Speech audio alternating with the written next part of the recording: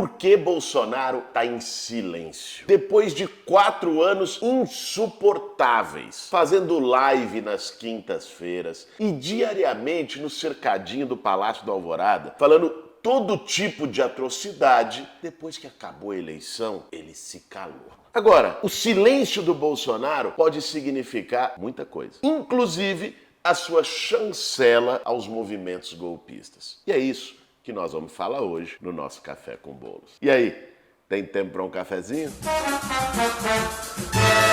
Para fazer um bom café, meu bem. Faltam exatos 27 dias para o pior presidente da nossa história deixar o cargo. Quem aguentou 4 anos desse pesadelo, aguenta esses dias tranquilamente, sabendo que o Lula, no dia 1º de janeiro, vai tomar posse como presidente do Brasil. Agora, se você entra na realidade paralela dos grupos de zap bolsonaristas, você vai ver uma outra coisa. Eles têm a certeza completa de que o Lula não sobe a rampa dia 1º. Pois é, acreditam num golpe, intervenção militar, intervenção federal, sabe-se lá o que seja isso. Mas enfim, o fato é que o silêncio do Bolsonaro tem como primeiro objetivo justamente alimentar esses grupos. É lógico que essa turma que travou rodovia, está até hoje tomando chuva, sol, na frente de quartel, acreditava e esperava do seu líder máximo, Jair Bolsonaro, que ele se pronunciasse, dissesse que foi fraude, fosse pra cima, chamasse as Forças Armadas. Essa reação não veio. Mas eles são condescendentes com o Jair. Passaram a encarar o seu silêncio, o sonoro silêncio, desde o dia 30 de outubro, como se fosse uma mensagem cifrada. Alguma coisa como, olha, eu não posso defender o golpe diretamente, mas vocês podem. Se eu tô aqui em silêncio, é porque eu compactuo. Tudo que eu queria dizer é que a urna não presta, é que o Lula não pode tomar posse, é que a gente tem que dar golpe. Mas eu sou presidente, eu não posso fazer isso. Então façam no meu lugar.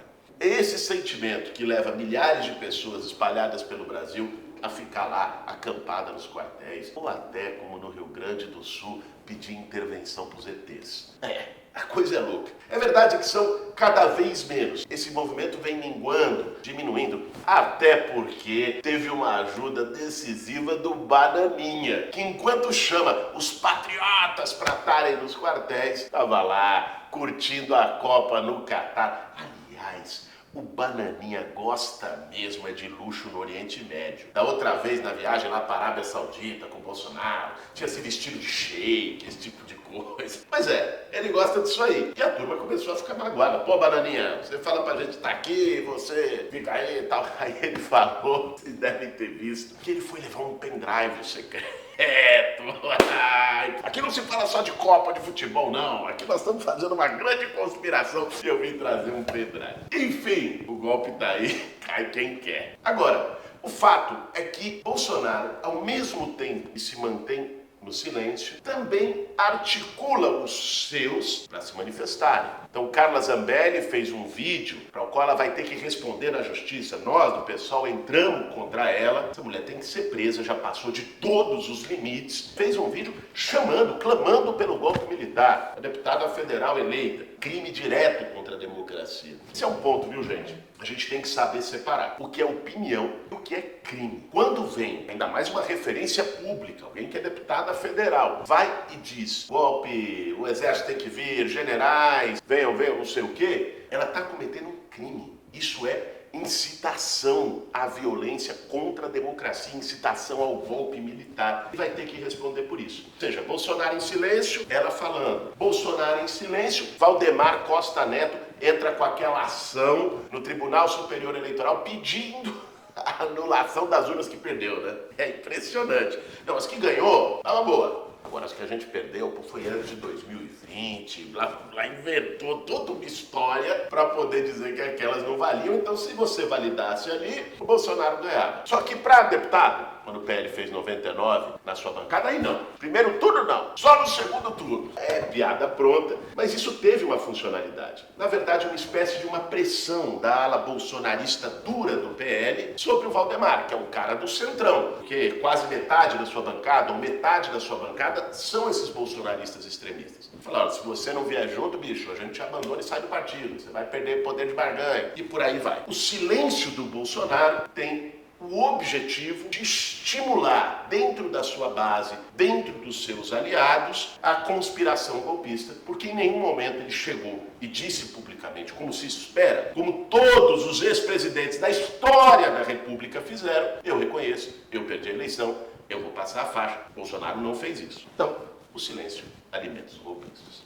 Tem uma coisa importante nisso, né, Paiva? Porque não dá simplesmente pra taxar de louco, né? Nossa primeira reação é olhar a turma falando, o ET, intervenção. Você fala, nossa, essa gente, tá faltando um divã, tá faltando um Rivotril, alguma coisa. A primeira reação é essa. Mas não é isso. Simplesmente isso. É lógico que tem também. Tem a turma lá que já passou do ponto. Agora, tem uma coisa que é um movimento articulado, um caldo que o Bolsonaro organizou, que sempre teve voz na sociedade brasileira. Que tomou essas formas de terra plana, antivacina, não sei o que, pelas circunstâncias. Você sempre teve um setor da sociedade brasileira com essa cabeça mais atrasada da Casa Grande, que nunca admitiu nenhum tipo de distribuição de renda, de mobilidade social, que sempre foi racista, misógino, que sempre foi intolerante à diversidade. E esse setor se organizou no bolsonarismo. Tanto é que você tem empresários bancando esses movimentos nos quartéis, seriam impossíveis sem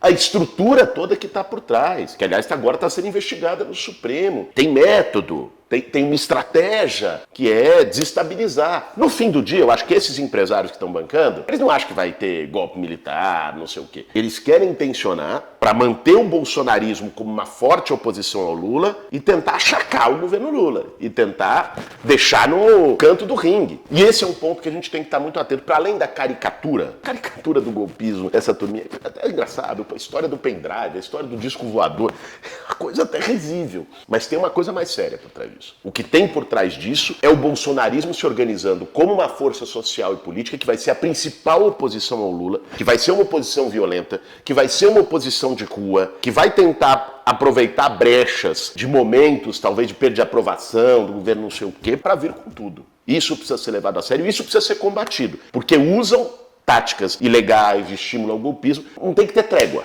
Ganhamos, agora não sei o quê, tá tudo bem. Não. Existe um câncer golpista na sociedade brasileira que precisa ser enfrentado.